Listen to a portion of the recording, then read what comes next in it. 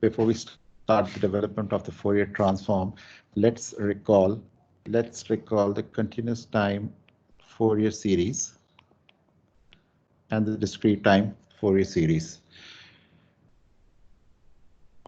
A continuous periodic x of t is a weighted sum of complex exponentials that are harmonically related. These are the complex exponentials. They are distinct. And they are periodic for any for any omega naught. Since they are periodic for any omega naught, this sum goes from minus infinity to plus infinity. These weights are complex numbers. That is, AK equals the magnitude and the phase, and these are called the Fourier series coefficients.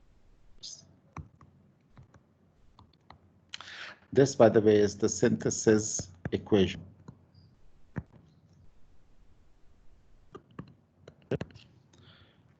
AKs can be found from the analysis equation, which is 1 over t integral over any time period. So this notation is for any time period, whether t goes from 0 to t or minus t by 2 to plus t by 2, x of t e minus j k omega naught t dt, and this is the analysis equation.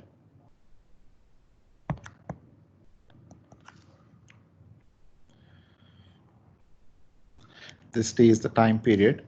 Omega naught is 2 pi by t, where this t is the time period and omega naught is the fundamental frequency. Omega naught is the fundamental frequency. Let me write here. Omega naught is the fundamental frequency.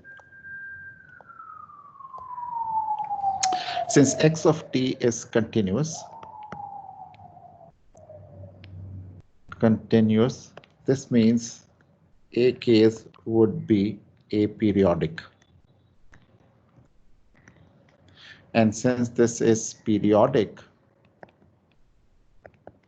AKs would be discrete. And this K, by the way, represents K omega naught. So these are the weights or the frequency components. These are the frequency components at K omega naught. This equality is in the mean square sense.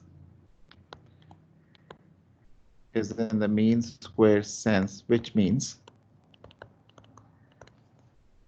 if E of t is the error signal, which is the difference between the original signal and its estimate,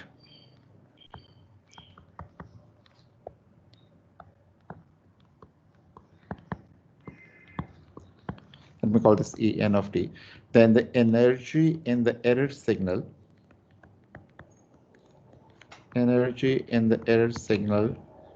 goes to 0 as the number of terms in the sum goes to infinity. Fourier series does not exist for all signals, and there are some conditions which were proposed by Dirichlet. The conditions proposed by Dirichlet actually are sufficient, but not necessary.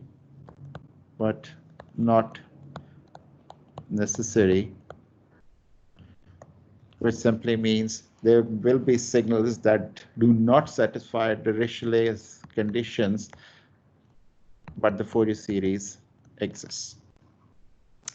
And lastly, all finite energy signals,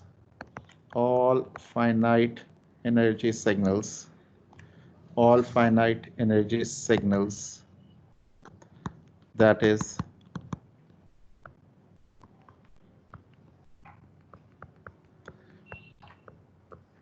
which are square integrable, converge in the mean square sense. So the point that you need to take away from this discussion is a continuous periodic signal can be represented as a weighted sum of complex exponentials that are harmonically related. What about the discrete time Fourier series? So the discrete time Fourier series is similar to the continuous time Fourier series, where the only difference for x of n equals ak e plus j k omega naught n. These are discrete time complex exponentials. These are not periodic for every omega naught, not periodic for all omega naughts. And these are only periodic when omega naught over 2 pi is a rational number.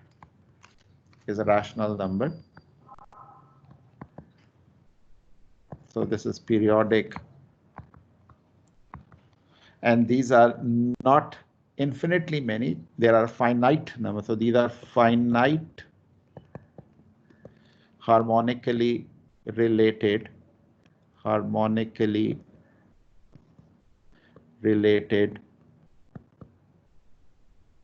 complex exponentials. Since these are finite, this sum is finite. So this is either from 1 to n or 0 to n minus 1. So this sum is over n terms.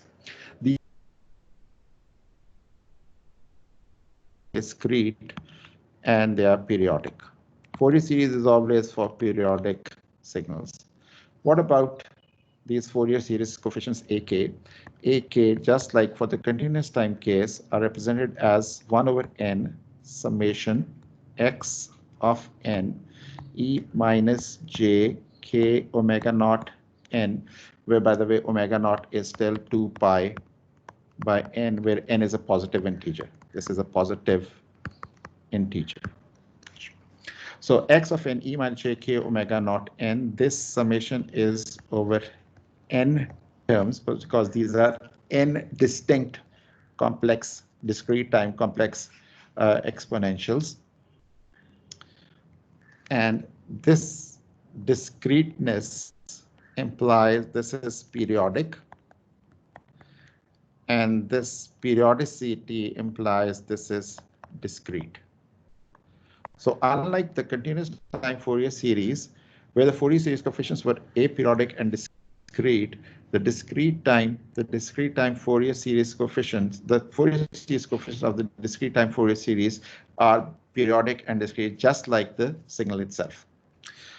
Also, if you compute ak plus rn, we will see this is equal to ak because e minus j k 2 pi by n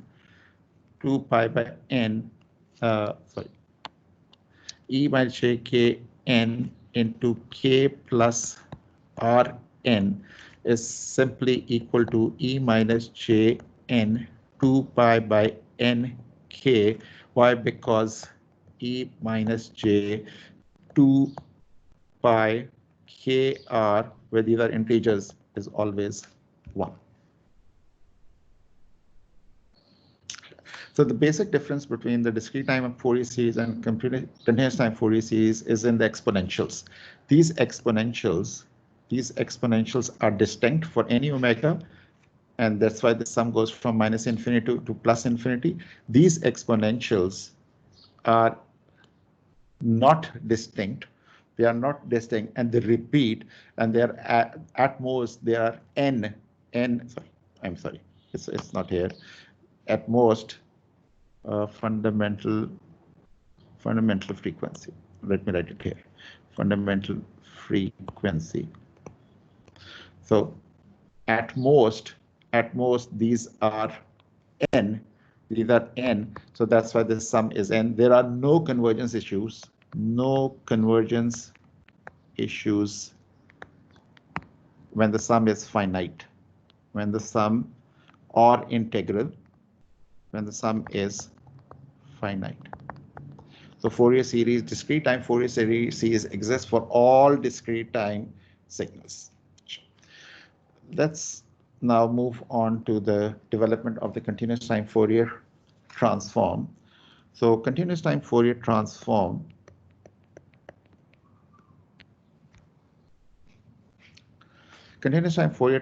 is exactly the same as instead of sum of complex exponentials at harmonically related frequencies, we'll see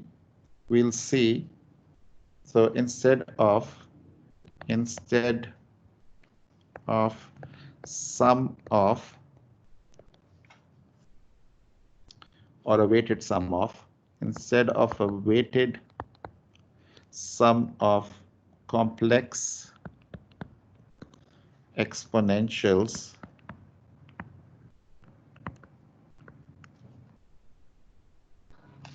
so instead of a weighted sum of harmonically related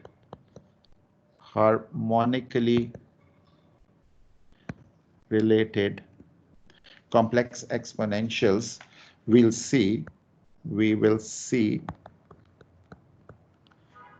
that a finite energy, aperiodic signal,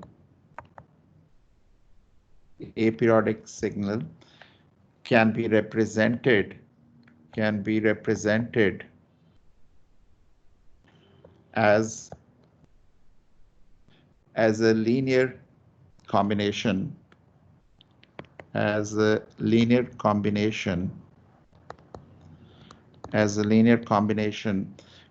of complex exponentials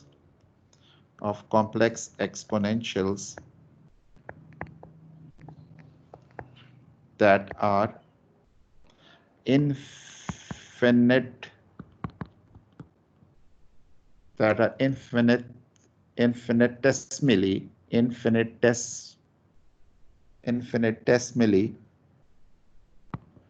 infinitesimally close in frequency. So when they are infinitesimally close in frequency, this implies a continuum in frequency. So the spectrum is not going to be discrete, but the spectrum is going to be continuous. So infinitesimally close in frequency simply means there will be a continuum in frequency, or the sum is replaced by an integral, right? Okay. Let's look at the square pulse train. Let's look at the square pulse train. This is example 3.5. Example 3.5 of a text. This is the square pulse train example. Square pulse train. So we have x of t.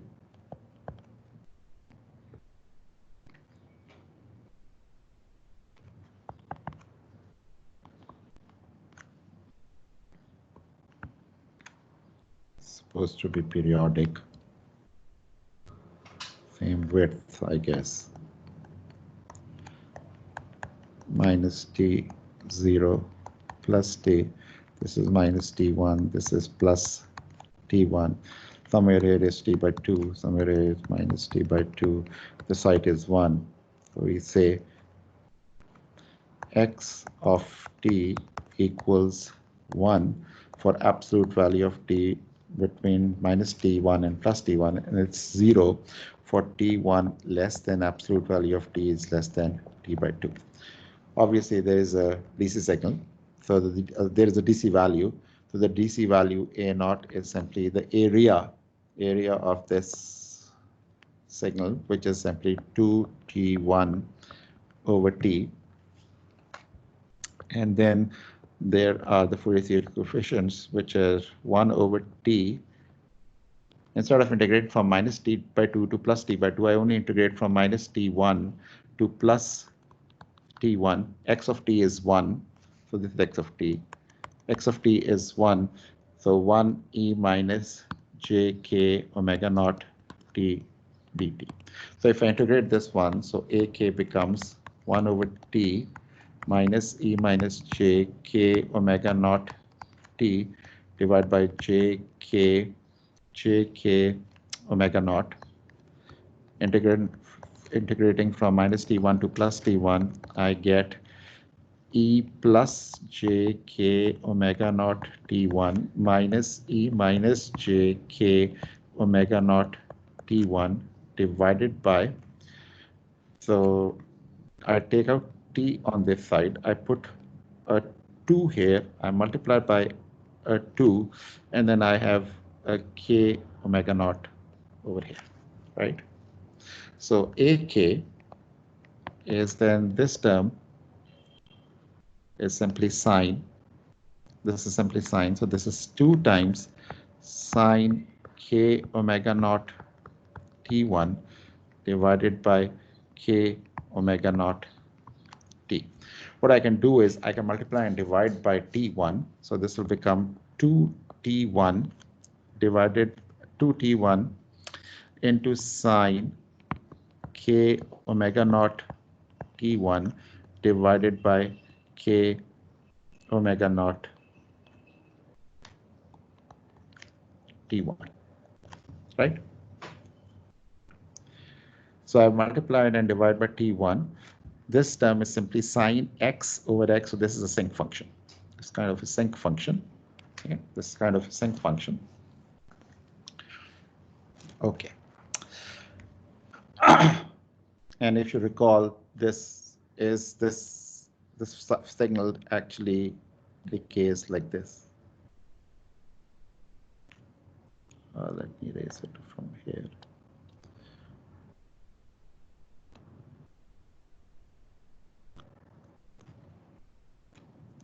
Let me read.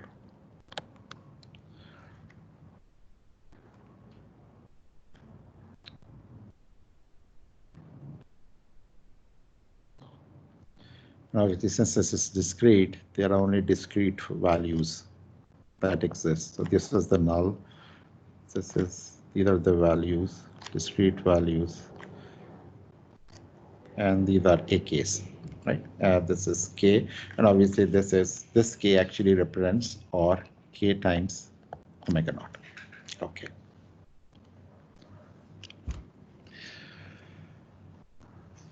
Where are the nulls? So where is this null? So this null, these are the nulls. These are the nulls. So nulls occur at, so nulls are at where this argument is, where nulls are at k omega naught t1 equals n pi, because sine of n pi is going to be 0, because sine of n pi equals 0. Okay, and so this is, so or k equals n pi over omega naught t1. But what is omega naught? Omega naught is 2 pi into t over t1, so pi cancels, and we have nt over t1. So if I go back here, if I increase this time period, let me do this. If I increase this time period, so this is the time period. So if I increase the time period, so this is the time period. So if I increase the time period, what will happen is omega naught, let me see, omega naught is 2 pi by t. So omega naught is going to be smaller. So increasing t implies omega naught decreases. Omega naught decreases simply means these are closely spaced. These are closely spaced. Okay. So these are closely spaced. Sure.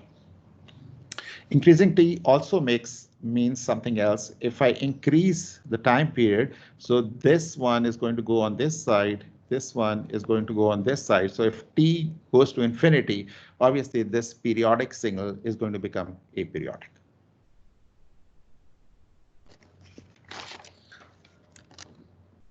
Okay, let's say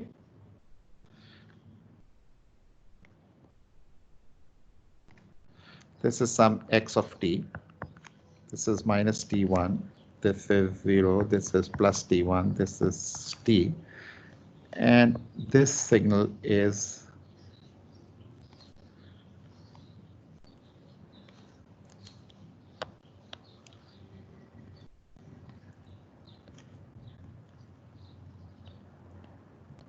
an extension of this one. So this goes here. This goes on this side. This is minus t. This is 0. This is plus t. This is still minus t1. This is still plus t1. Let's call this x tilde of t. Obviously, this is a periodic signal. And this is an aperiodic signal. This is an aperiodic signal. How do I get a periodic signal from an aperiodic signal? I simply do what? I periodically extend it. I periodically extend x of t. And how do I get an aperiodic signal from a periodic signal? I simply make this time period. I simply make this time period t go to infinity, right? Okay, good. Okay. We know from continuous time Fourier series. From continuous time Fourier series, we know x tilde of t equals k equals minus infinity to plus infinity ak ejk omega naught t, and ak's are 1 over t time period x tilde of t e minus j k omega naught t dt. This is over one time period, so I can safely say that this is from minus t by 2 to plus t by 2, right? From minus t, where omega naught is 2 pi by t. However,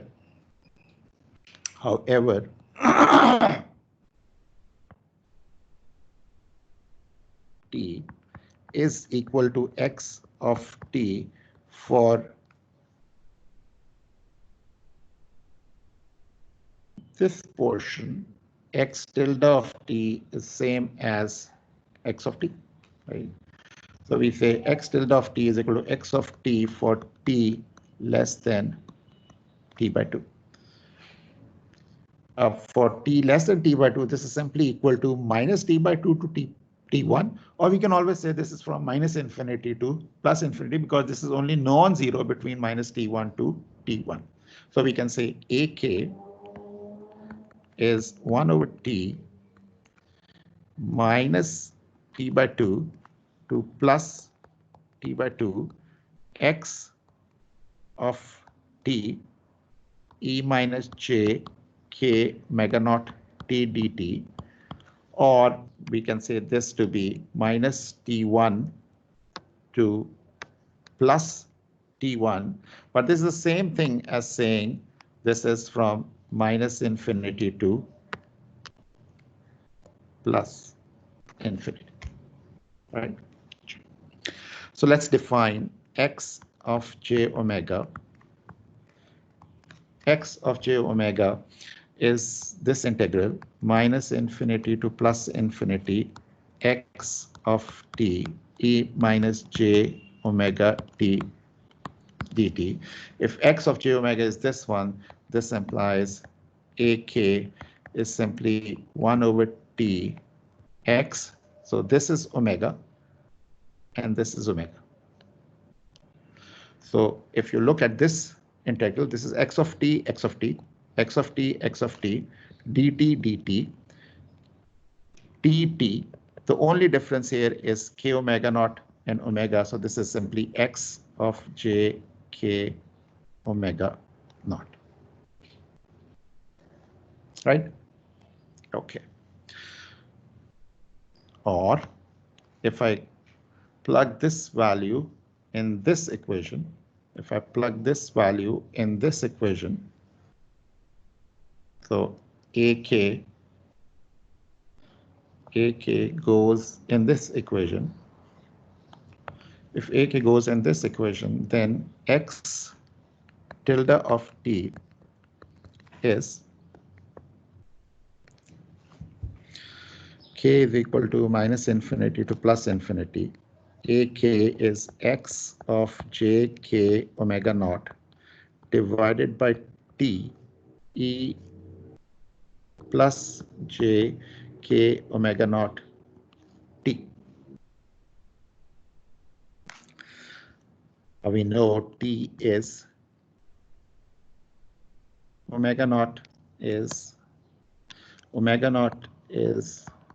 2 pi by t. So this implies t is 2 pi by t is 2 pi by omega naught, or t is 2 pi by omega naught, or 1 over t, or 1 over t is omega naught over 2 pi. If I plug this value in here, so I get 1 over 2 pi summation k is equal to minus infinity to plus infinity x of jk omega naught into e plus jk omega naught t and omega naught. Maybe I write it over here. It looks kind of messy here.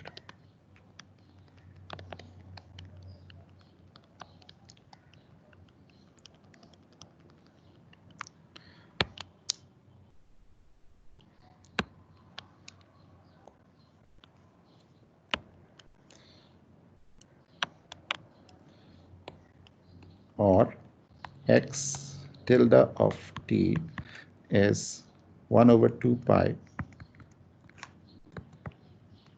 k is equal to minus infinity to plus infinity x of jk omega naught into e plus jk omega naught t and this omega naught. This is omega naught over here. Okay. What does this equation tell you? Let me draw this picture. So let's say this is some omega. Okay. This is some function. Let's call this function x of j omega into e j omega t. X of j omega into e j omega t. Let me pick this value. This is k omega naught. This is k plus 1 omega naught. What is this area? Obviously, this value is going to be x of jk omega naught into e jk omega naught t.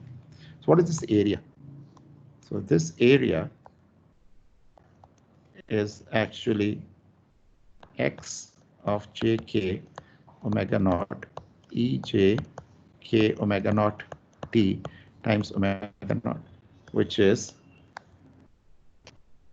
this term. So what we are doing is in this equation, we are simply taking the area under this curve.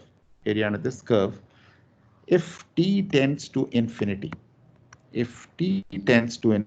what happens here is, if t tends to infinity, x of tilde t becomes x of t. X of tilde t becomes x of t. x of tilde t becomes x of t, what happens to omega naught? Omega naught, d omega naught becomes d omega because this rectangle shrinks. This rectangle shrinks, and this summation simply becomes an integral. This summation and this summation becomes an integral, or x of t from here, from this equation, x of t from this equation is 1 over 2 pi. 1 over 2 pi, summation becomes an integral, minus infinity to plus infinity, x of j omega d. Since I'm integrating, my result is going to be a function of t, so I integrate over d omega. This, by the way, is called the inverse Fourier transform, and this is the synthesis equation. Since this is a synthesis equation, and this value are the weights, corresponding weights of these complex exponentials. So these are still the complex exponentials, and these are the weights.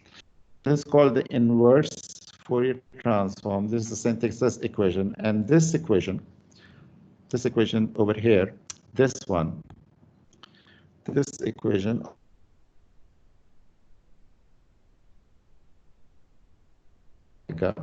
which we defined as minus infinity to infinity x of t e minus j omega t dt. This is the Fourier transform, and this is called the analysis equation.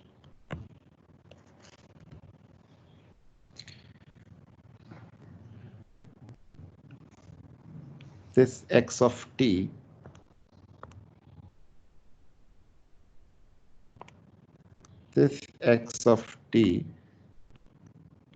is continuous. This means this x of j omega is going to be aperiodic. This is aperiodic. This means this is going to be continuous.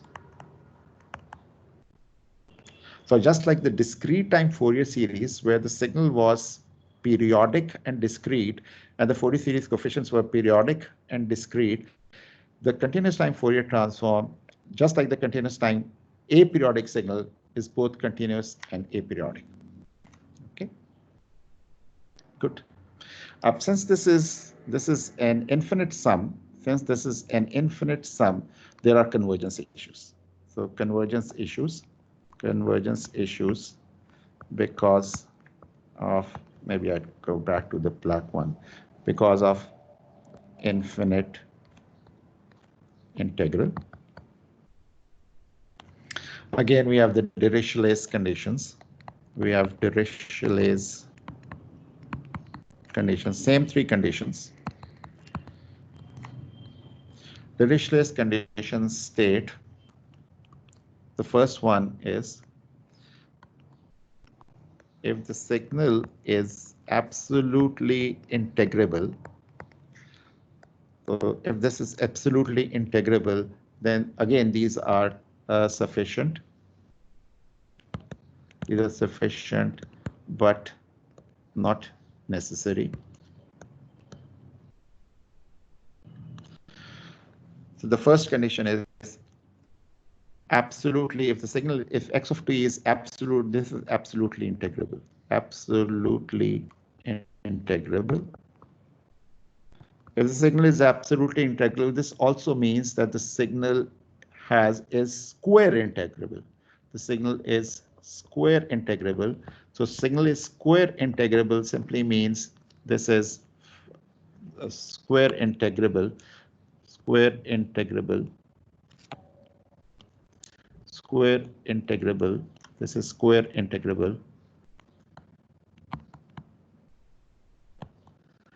This simply means that this has finite energy. For electrical engineers, all signals that are finite energy have a continuous time Fourier transform. So we are not concerned about the convergence issues. The second Dirichlet's condition is there are finite signals should have a finite number of maxima, minima in a finite interval.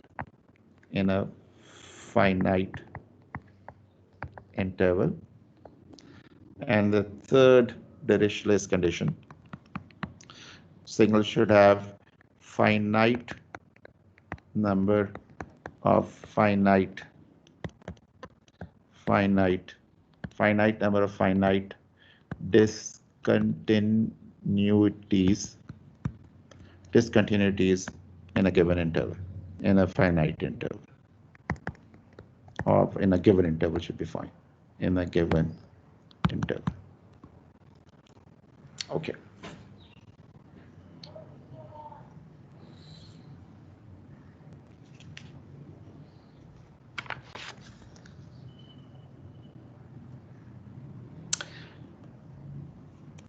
Can Fourier transform exist for for periodic signals?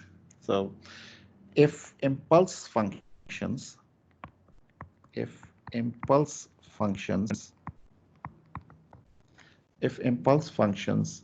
are allowed, then Fourier transform exists for periodic signals which are neither absolutely integrable nor square integrable, which are neither absolutely integrable nor square integrable, which are neither absolutely integrable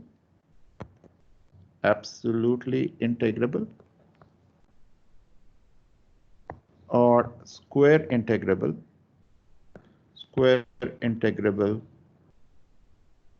over an infinite interval.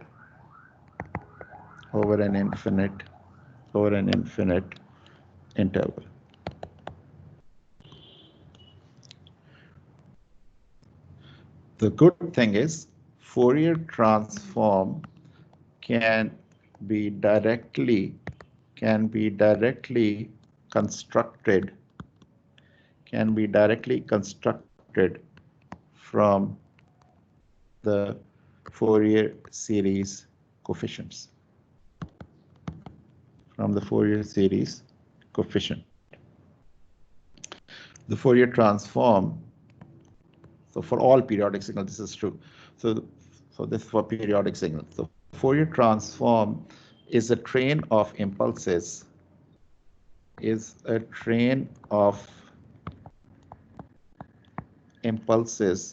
with areas proportional to Fourier series coefficients. This is for periodic signals. So whenever you see impulses in a Fourier in the spectrum of a signal, you should say okay, these are actually due to the periodic part of the signal itself. So let's see if x of j omega is 2 pi delta of omega minus omega naught. This is a direct delta. So if I plot it, this is at omega, wherever this argument is 0, this argument is 0 at omega is equal to omega naught. The strength, not the height, the strength of this impulse is 2 pi, and this is x of j omega. Okay, so this is the pictorial representation of the signal. What is x of t here? X of t is 1 over 2 pi minus infinity to plus infinity x of j omega into e plus j omega t d omega. Or this is equal to 1 over 2 pi 2 pi delta of omega minus omega naught e plus j omega t d omega from minus infinity to plus infinity. This 2 pi cancels with this 2 pi. What is this integral? This integral, we can apply the shifting theorem. We can apply the shifting theorem.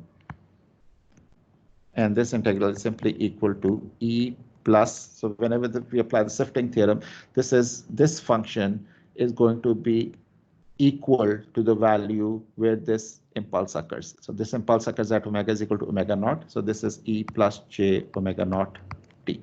So just like the Fourier series, we rewrite e of j omega naught t. The Fourier series is 2 pi delta of omega minus omega naught. If this is true, so this omega naught is over here. If this omega naught is over here, what is the Fourier series? What is the Fourier? I'm sorry, this is not the Fourier series. What is the Fourier transform? We don't write t with it because this is the general nomenclature. That whenever you write nev, this means it's the Fourier transform. So Ej of k omega naught t, the Fourier transform. So instead of omega naught, we have k omega naught. So this will become 2 pi delta of omega minus k omega naught. We know from continuous time Fourier series, x of t is summation k equals minus infinity to plus infinity ak ej k omega naught t. So if I take the Fourier transform, on both sides, so this becomes x of j omega, and this goes without saying that the Fourier transform satisfies the linearity property because this is a sum of equations, and integral Fourier transform is defined by integrals, so obviously it's a linear operator. So this is equal to k is equal to minus infinity to plus infinity ak. Instead of ej k omega naught t, we have 2 pi delta of omega minus k omega naught, or this is equal to,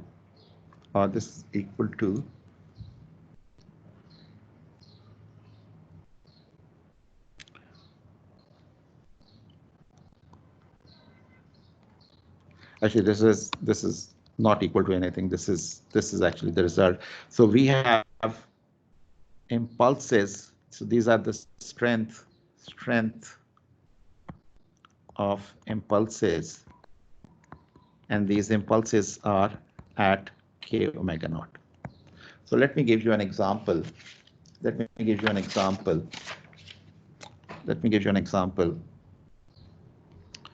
So if we have cosine of omega naught t, we know cosine of omega naught t by Euler's identity is e plus j omega naught t over 2 plus e minus j omega naught t over 2. This is from the Euler's identity.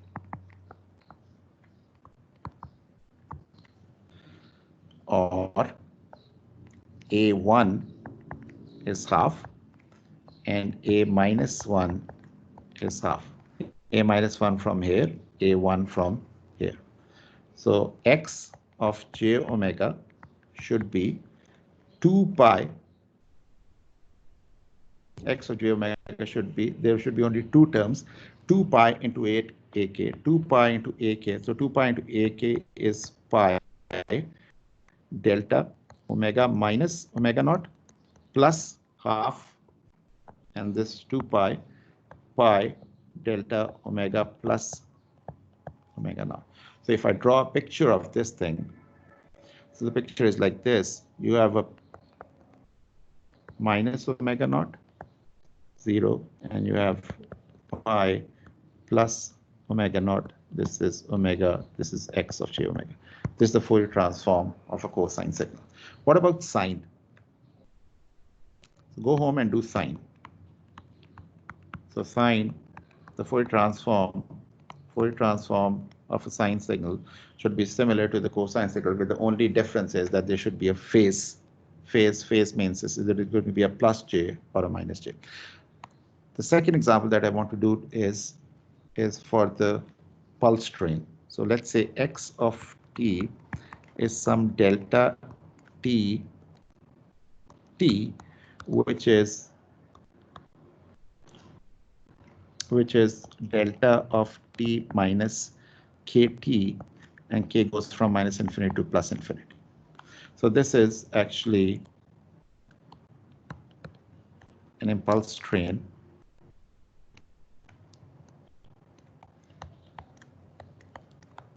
This is x of t, this is 1, this is 0, this is plus t, this is minus t. What is the Fourier transform here? Half an impulse train. If you recall, this is minus t by 2 plus t by 2 from chapter 3. The Fourier series coefficients. The Fourier series coefficients are a k 1 over t minus t by 2 to plus t by 2 delta of t e minus j k omega naught t dt, right? And this is simply equal to 1 over t. So x of j omega, so this implies x of j omega, the Fourier transform of this impulse train is simply 2 pi into ak, 2 pi into ak. So 2 pi into ak is, maybe I write it over here, or x of j omega is 2 pi over t, k goes from minus infinity to plus infinity, delta of omega minus k, and omega naught is 2 pi over t. So if I draw this picture is omega.